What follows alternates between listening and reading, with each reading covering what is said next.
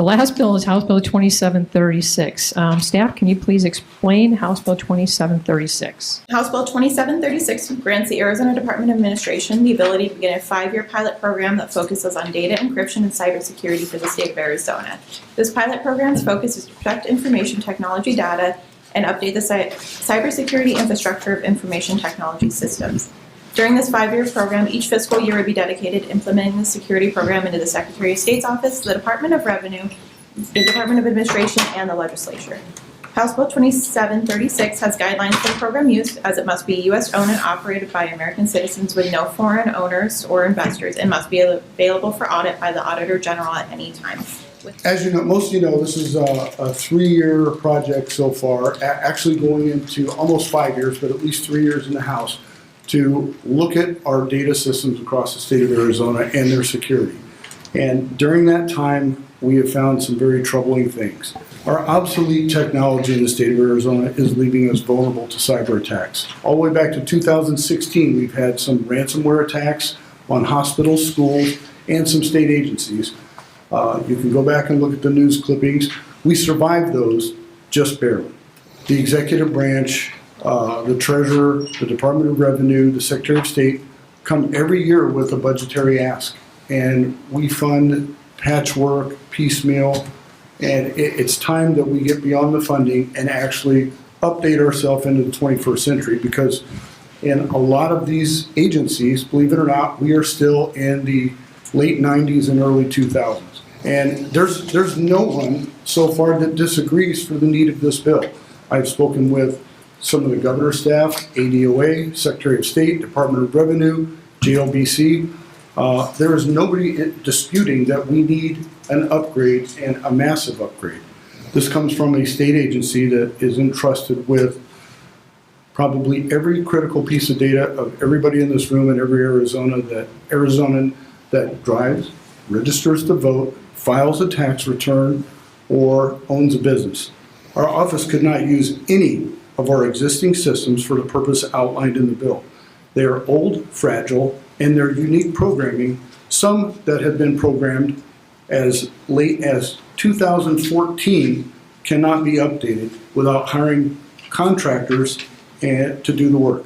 This is a state agency, folks. If that doesn't scare you and worry you enough to know that this is something that we need to do, I don't know what more it could be. The only concern with this bill from anyone to this point has been, how much does it cost? JLBC can't tell me. They referred me to DHS. DHS referred me back to JLBC. So what we've done is we're going to push this out. This is a pilot program, so we get to write the rules a little bit in the pilot program.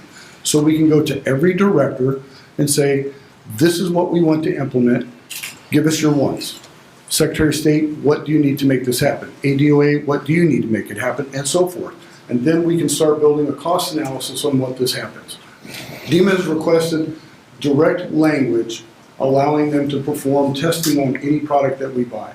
It's already legal within the state of Arizona, but that procurement gets iffy, and they wanted some additional language to help them out.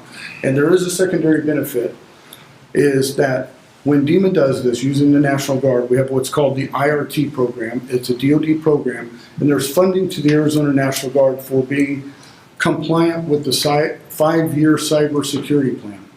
If they are compliant, they're eligible for more DoD funding, and that compliance is tied to training. So this is a win-win not only for the Guard, the state, but every agency and every person. If this encryption that we buy is post-quantum, it's math. It never expires. Once we buy this, we don't have to buy it again.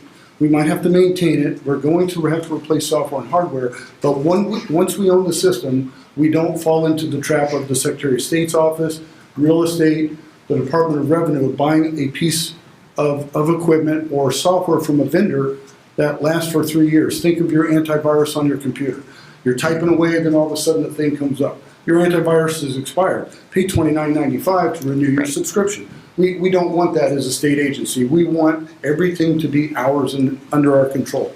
How are we maintaining this? Are we looking at another contract with this, or who's this also going to be under? Who's overseeing this entire project? Madam Chair, Representative, that would be the Auditor General. If it gets to the point that that the vendor has to come back to do some additional work or additional training.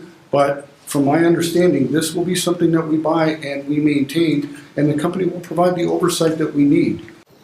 Who will be determining the deliverables for the results of the testing? The deliverables due to procurement rules, they'll be giving to us and the Auditor General, and we will all sign confidentiality agreements to make sure that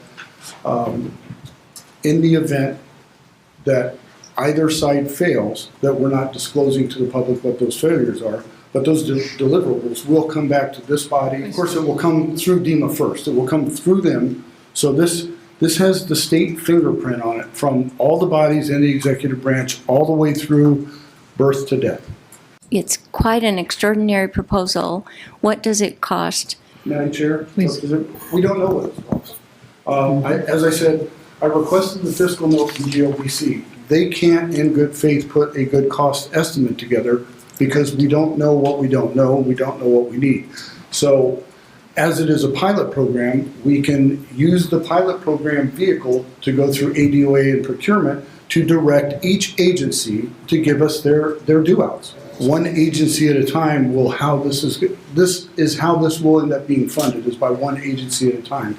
And the tech guys will explain that this is a system that can be installed from the server down or from the lowest user up. Everybody has determined the extreme need for this because we have neglected it over so many years, and to our detriment. Now we have a big bill to pay, and if we don't, I couldn't imagine someone getting into the nuclear power plant or crashing.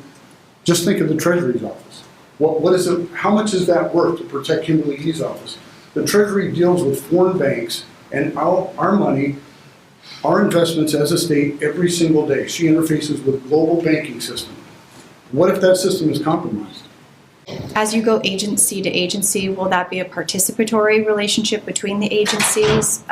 Will they be working with you all collaboratively in what they need and kind of outlining that? That's 100% yes. They would have to, because with my questions with Secretary of State, their IT guys aren't quite sure what they need yet.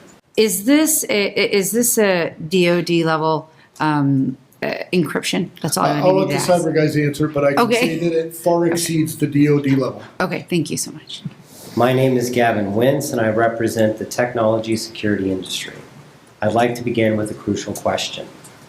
How does Arizona plan to protect itself from quantum computing and artificial intelligence while relying on outdated systems for storing and transmitting government data? We are quickly approaching what experts call the quantum apocalypse, a future where quantum computing paired with AI can instantly break all current encryption. Imagine being able to unlock every digital lock at once. This would mean unrestricted access to personal, financial, medical, law enforcement, and government data. China has already demonstrated the ability to break 50-bit encryption. Most critical systems use 128-bit encryption. They are already nearly halfway there. It's only a matter of time before no data is safe. But Arizona has a choice. By passing this bill and adopting an American source post-quantum encrypted ecosystem, we can ensure that neither quantum computing nor AI will ever compromise our data. With a secure combination of software, hardware, and dedicated fiber optics, Arizona can set the national standard for cybersecurity. Could you share with the committee the difference of level, what currently is standard for DoD level encryption? Mr. Wintz? Madam Speaker, Representative Cavero, currently right now the DoD has a new standard, the CMMC 2.0. I recently participated in a course on that matter, and something that I hate to be so blunt, but I was shocked to realize how behind cybersecurity is. The company I'm with, our shopping experience on our website is more secure than the DoD standards. And that blew my mind because I would never expect anything like that. So where we came about this is we wanted to have products that had privacy and security for consumers, because to me, the general public actually represents a vulnerability. Sort of the weakest link in the chain is how it can be broken. So if foreign actors or whoever can harass our citizens through cyber attacks, stealing their credit card information, things along those nature, we need something robust for everybody. So to have the opportunity to take something that we've developed and work with the state government to help you guys secure your infrastructure, but then through the commercial all the way down to the average consumer, I look forward to helping the state of Arizona essentially secure the entire state to have literally an offline interconnectivity that can't be penetrated or breached. As the sponsor has shared, that we have gone through discovery, implementation. We'll go through our first report in 4 to 5 years, from what I understand, with deliverables, how important it is with the maintenance regarding penetration testing and how often it should be, as well as the importance of DINA's testing. From my company's perspective, we like the idea of perpetual audit, perpetual penetration, almost penetration on demand, if you will, to basically be able to simulate real life experience, because we can plan a penetration test, but no one knows when a cyber attack is coming. So to operate from a level of being able to act at any moment is how we would view that. When we talk about costs, how the variations of an IT package working with, after an RFP process is defined and what we're looking for, how an IT package could be very different from an operation and solutions package. I'd like you to clarify that for the committee today. Sure. Mr. Wentz? Our angle is we make our money commercially. So everything we do is coming from the angle of we need to make a product that the public enjoys, that they can use, and that we are able to compete with. So to come into this sector, we would have the same model. We're not a company that makes money off of government grants. We don't have massive overhead with tens of thousands of employees that all need to be paid. We're a very small, tight-knit group of people with extraordinary capabilities. What we have is an encryption system. So we don't go patch a bunch of little holes. The entire system can envelope around any pre-existing electronics or whatever, as long as compatibility issues can be handled. But essentially the idea is that we would be able to secure everything from a Commodore 64 to Windows 95 up into the most critical infrastructure, say a nuclear power plant. Thank you, Madam Chairman. I move that House Bill 2736 receive or be returned with the due pass recommendation. Members, the motion before you is that House Bill 2736 be returned with a due pass recommendation. Secretary, please call the roll. Representative Aguilar. Aye. Representative Cavero. Yes. Representative Conley. Aye. Representative Fink. Aye. Representative Heath. Aye. Representative Hendrick. Representative Labori. Madam Chair, Please.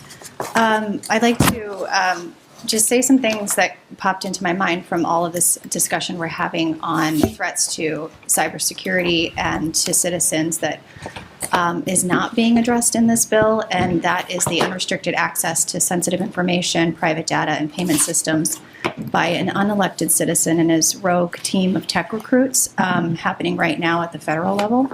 I know we can't solve that with this bill, but it is in parallel with what we're trying to address here in this state, and a huge breach of trust and privacy concerns that I have there, but I will be voting yes in favor of this bill today. Vice Chairwoman. Madam Chair, this is an important deal, right? And I think we can all agree the vote's going a certain way, but technology is not going anywhere. These phones are not going anywhere. I book American airline flights on this. I text my friends. I have phone calls with lobbyists on this, all the things. This is just one example, and then we get into the issues of all the states and all the state agencies and stuff. So we have to stay ahead of the curve. And with technology, it's happening much faster than anything we do at the state level. This process is not meant to be fast. And much like with some of my new interest in AI and things like that, we're not moving as quickly as the technology is, and we have to find ways to keep up. And I do believe this is a noble pursuit to do that, and we'll just have to make changes along the way to keep up with it. So with that, I vote aye. Madam Chair Pingarelli. Aye. Members, by your vote of 9 ayes, 0 nays, 0 present, 0 absent, you have given House Bill 2736 a due pass recommendation. See no further business before the committee. The Science and Technology Committee is adjourned.